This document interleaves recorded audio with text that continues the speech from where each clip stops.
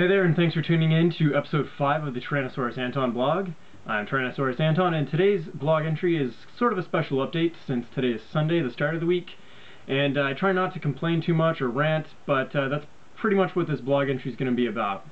Friday evening I got a text message from my friend Tim letting me know that manga publishing company Tokyopop would be closing its doors. And while the publishing division will be closing up around the end of May, their media and European divisions will be unaffected by the closure. While this is somewhat disappointing news, it really doesn't come as much of a surprise to me, since the company had been making some somewhat poor business decisions in the past few years in my eyes. There was a lot of branching out, a lack of focus, which resulted in many of their better series being cancelled, including Beck, which was one of my favorite series. With manga and anime, they're niche markets or fringe markets, and with markets like that, you really need to cater to your fans.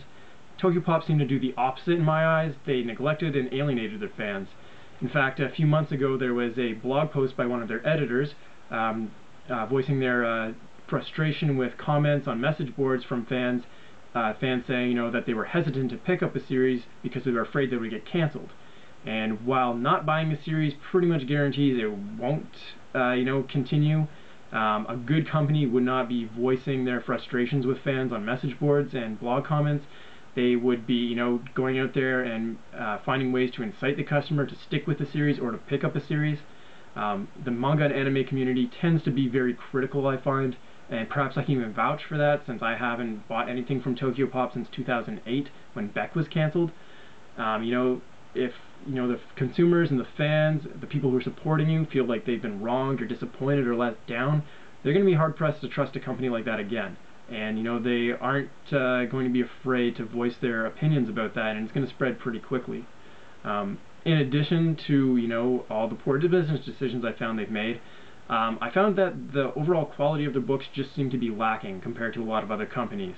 There would be poor translations in my opinion, or parts that wouldn't be translated, such as like signs in the background or other parts of the book.